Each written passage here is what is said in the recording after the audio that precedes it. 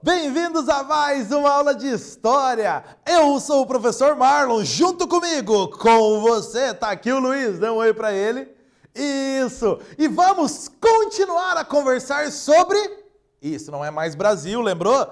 Agora nós estamos falando sobre União Soviética, globalização, fim da Guerra Fria. Vamos falar sobre este mundo nos últimos 40 anos, finalzinho do século 20. Ok?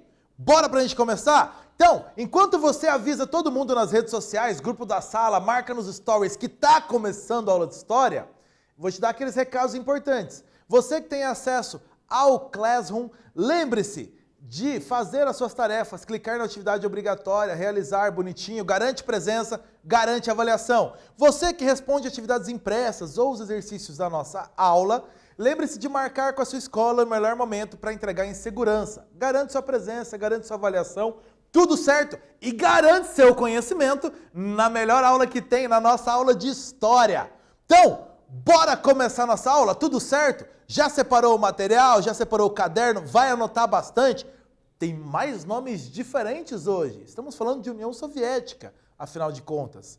Ok? Então, para relembrar nossa última aula, desde a década de 70 e principalmente na década de 1980, a União Soviética enfrentou uma crise em vários setores, tá lembrado?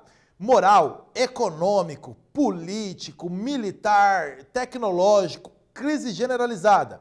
Mikhail Gorbachev assumiu o comando do país como secretário-geral do Partido Comunista para tentar, então, resolver esses problemas. E ainda, um evento que marcou dramaticamente o período foi a explosão do reator da usina nuclear de Chernobyl, na atual Ucrânia. Então, que foi um evento catastrófico aí que atinge o mundo ainda hoje. Então, você tem elementos da nossa última aula. E na aula de hoje, as tentativas, então, do governo Gorbachev para reformar o país, para corrigir os problemas do país com relação a essa crise que nós vimos na aula passada. Nós vamos ainda verificar alguns resultados dessas reformas. Foram bons? Foram ruins? E agora? Calma! Aula de hoje. Então, para a gente começar, avisa todo mundo, o pai tá on, tamo começando, tamo junto, vamos para a nossa aula de hoje. Bora começando? Ei, antes da gente começar, você já percebeu em jornais, hoje em dia comentando muito por aí, assistindo o noticiário, o Brasil está enfrentando ou passando por algumas reformas também. Reforma previdenciária, reforma tributária, algumas reformas estão acontecendo no Brasil atualmente, exatamente para trazer para o país as necessidades, as exigências de uma sociedade moderna. A União Soviética também precisou passar por essas reformas, ou por algumas reformas em algumas áreas, para corrigir os problemas que se enfrentava nessa sua crise. Você sabe que reformas são essas? O que foi feito? Não sabe? Não acredito. A aula de hoje está aqui para te ajudar com isso. Quais as principais reformas do governo Mikhail Gorbachev para responder à crise da União Soviética? Aqui, aliás, para a gente situar você no contexto aí, você tem o Mikhail Gorbachev passeando junto de sua esposa aí pela União Soviética nos anos 80. Então você tem ele ao centro. E lembra essa figura muito popular. Ele tinha uma popularidade enorme, não só na União Soviética, como no mundo todo. Então uma das figuras, como a gente falou até na última aula, lembra? Uma das figuras mais importantes do mundo na segunda metade do século XX. Das mais importantes do mundo.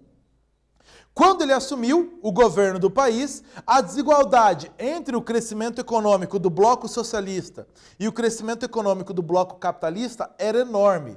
Aumentava muito essa desigualdade de crescimento econômico entre capitalistas e socialistas. Um dos objetivos dele, reverter isso. Ainda, os principais problemas soviéticos estavam, como a gente já falou na última aula, desperdício de recursos públicos e essa centralização da produção nas mãos do Estado. Então lembra? Havia um desperdício nas áreas militares e em outras áreas, com uma burocracia ineficiente e ainda centralização. O Estado era o proprietário dos meios de produção, uma centralização nas mãos do Estado. Problemas, então, para se resolver.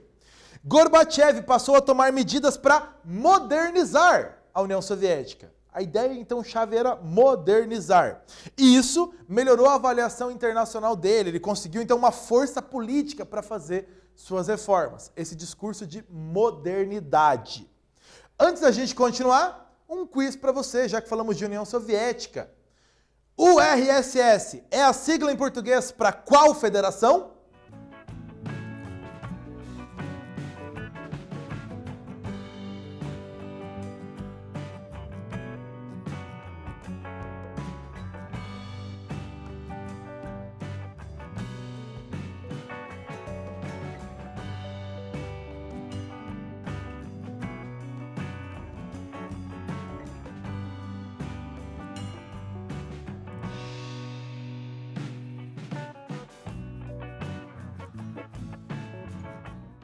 Esse é aquele exercício fácil, só para você aí dar uma respirada, mas ajuda aquela galera que vê o tempo todo essa sigla, URSS.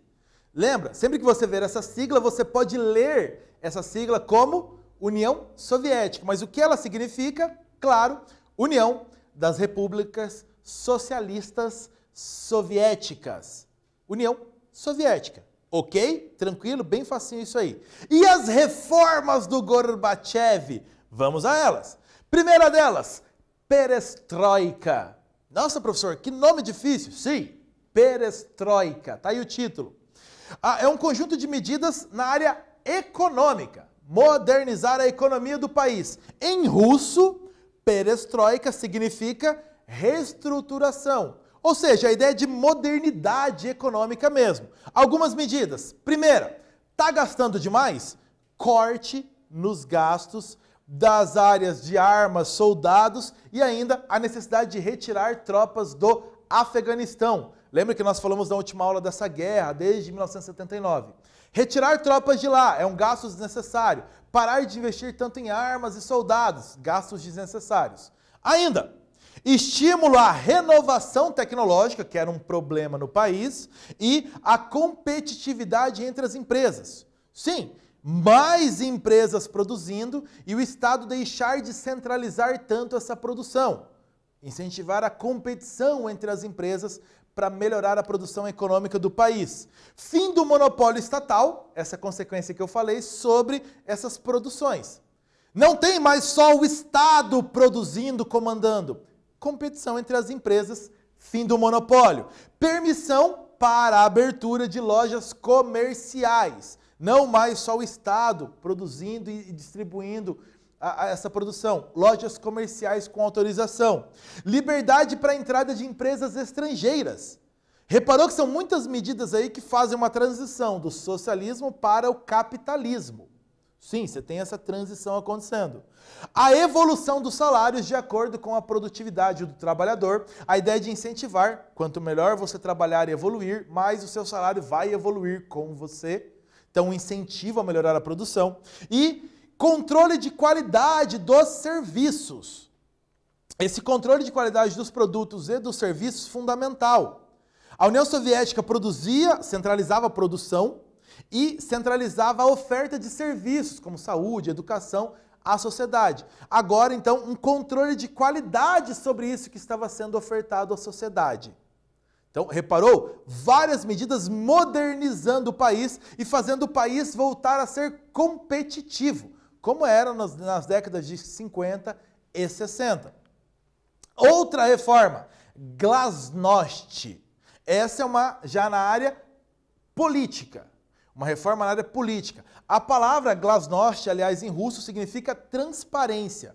Então, pelo nome você já entendeu. Dar mais transparência política a um governo muito fechado. Um governo que dava poucas informações ao mundo e à sua população. A ideia era transparência, glasnost. Entre as medidas, ela foi implantada, o que acelerou, aliás, a glasnost, importante falar, o acidente de Chernobyl, que a gente até falou na última aula. O governo foi acusado de esconder informações, demorar a revelar ao mundo, inclusive a demora para retirar as pessoas do local, para não admitir um acidente terrível dentro do país, o que poderia ser ruim para a imagem internacional. Então, essa cortina que havia sobre informações do governo, a ideia agora era retirar transparência. Então, Glasnost foi colocado em prática por exigências aí da população após Chernobyl. Era uma abertura política, basicamente transparência, abertura. Vocês têm acesso às informações políticas do país.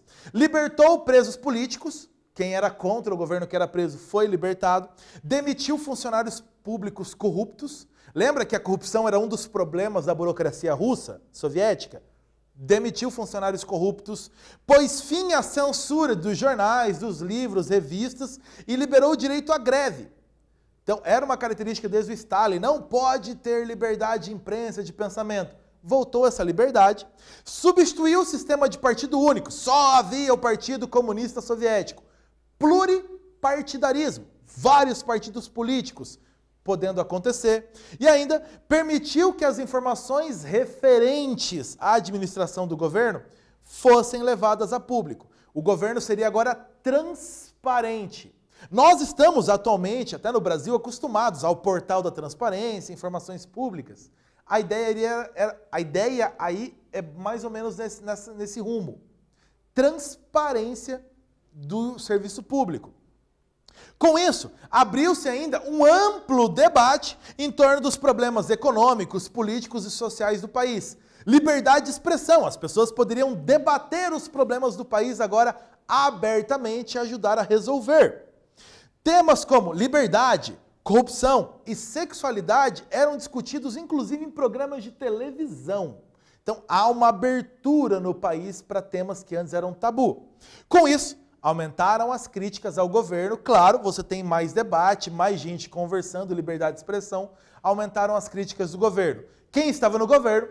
Eu deixei a foto para você lembrar dele. Mikhail Gorbachev, este então que liderou essas reformas econômicas e políticas, tentando resgatar a União Soviética.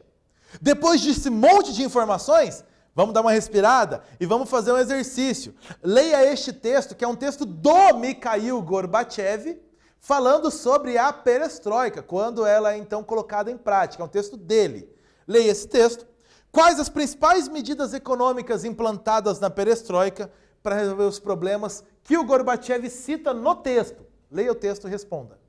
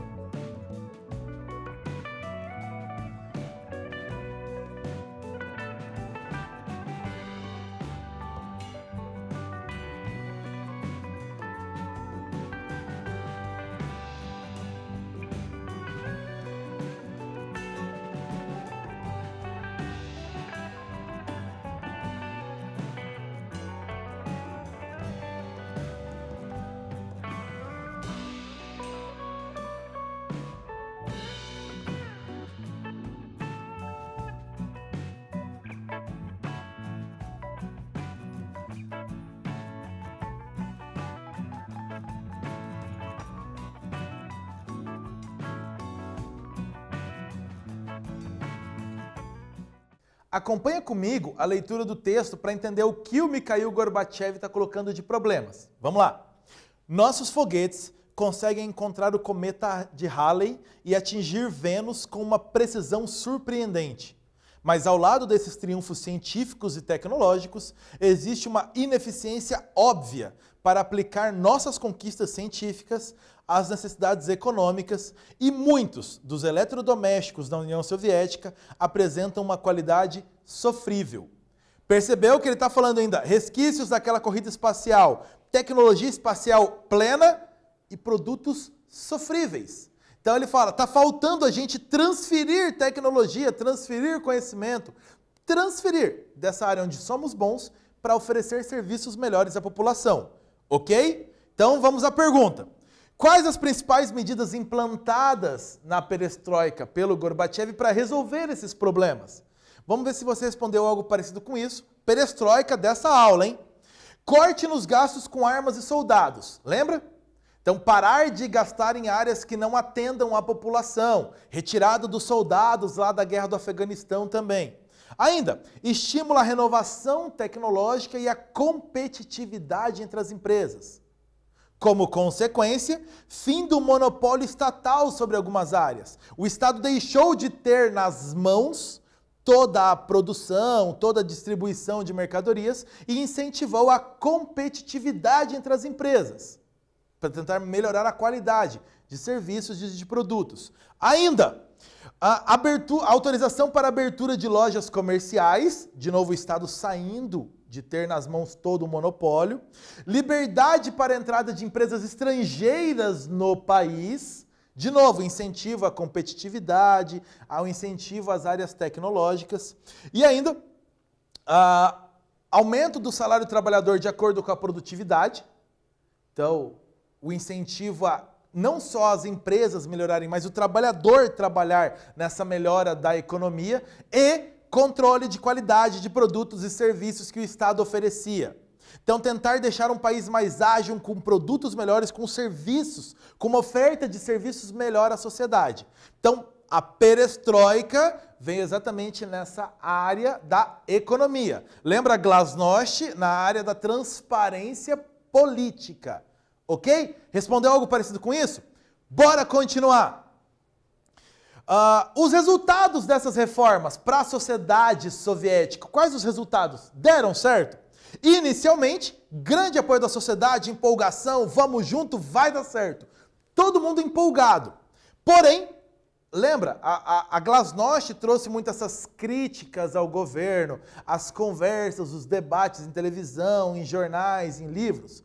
As críticas começaram a acontecer. Havia grande dificuldade na passagem dessa economia comunista, toda nas mãos do Estado, para uma economia de livre mercado.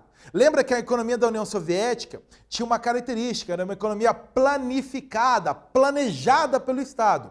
Agora passando para uma economia muito mais voltada à livre iniciativa. Então havia uma lentidão e uma dificuldade para isso. Um problema. Ainda, oposição interna. Havia uma oposição política interna. De um lado havia um grupo totalmente contrário a essas reformas, elas não deveriam acontecer. E ainda havia um outro grupo que dizia que essas reformas eram superficiais. Eles exigiam reformas mais profundas do sistema soviético. Então, você tem uma briga política interna no país acontecendo também. Essas contradições internas passaram a ganhar força na União Soviética e a prejudicar o andamento do país. A União Soviética, mais um fator. Lembra, desde 1922 que ela foi formada, a partir de anexações do Exército Vermelho, ela era formada por uma variedade muito grande de povos, de religiões, de línguas dentro do mesmo conglomerado, a União Soviética. E todos estavam submetidos ao domínio político e econômico da Rússia, o principal país, a principal república dentro da União Soviética. A Rússia era a principal república. As outras repúblicas eram satélites dela. Então você tem um problema aí. E com a Glasnost, uma maior transparência e liberdade de expressão, essas repúblicas em torno da Rússia passaram a querer cada vez mais a sua independência, a sua autonomia. Mais um problema. Ainda, rivalidade. Então essas rivalidades nacionais começaram a abalar o país. Em 86, por exemplo, uma revolta no Cazaquistão, uma das repúblicas soviéticas. Por quê? O governo do Gorbachev tentou colocar um russo para comandar o Cazaquistão. Então, os cazaques viram isso como uma interferência no seu país. Ainda, o famoso problema em Nagorno-Karabakh. Lembra disso aí? Se você acompanha internet, televisão, ultimamente você viu isso muito. Em 1988, Armênia e Azerbaijão, eu já vou mostrar no mapa, passaram a disputar o controle dessa região chamada Nagorno-Karabakh. Armênia e Azerbaijão, duas repúblicas da União Soviética. A área fica no Azerbaijão, fica lá, mas ela é habitada por maioria de cristãos armênios. Então, uma região de um país, mas habitada por uma etnia de um outro país. E, claro, desejavam se unir à Armênia. A guerra durou até 1994, 6 anos, e teve interferência, inclusive, de tropas da União Soviética, enviadas pelo Gorbachev, que fez aí uma intermediação para um cessar-fogo, que foi assinado em 1994. Está aqui o mapa da região para você. A Rússia, Azerbaijão, Armênia, Turquia, Irã, Geórgia, é essa região em disputa. A divisa do Azerbaijão com a Armênia. Você tem a região de Nagorno-Karabakh. Pertence ao Azerbaijão, mas a maioria de população da Armênia. No segundo semestre de 2020, a tensão voltou para a região, porque ambos os lados se acusando de um tentar invadir o outro, trocas de disputas aí entre eles, a guerra voltou para a região. Continuando. O que você viu na aula de hoje, depois de tudo isso que nós falamos sobre as reformas aí na União Soviética? O que você viu? Para tentar conter a crise econômica, política e social na União Soviética, o Mikhail Gorbachev implantou reformas. A perestroika, uma reforma na área econômica, e a glasnost, uma reforma na área política, de transparência. Isso gerou crítica, gerou problemas, não foi fácil a implantação e gerou vários problemas, como você viu aí. Ok? Vamos voltar na próxima aula para continuarmos a falar deste fim da União Soviética e na divisa dos anos 80 para os anos 1990. Eu vou ficando por aqui na aula de hoje e a gente volta a conversar na nossa próxima aula. Tchau, povo!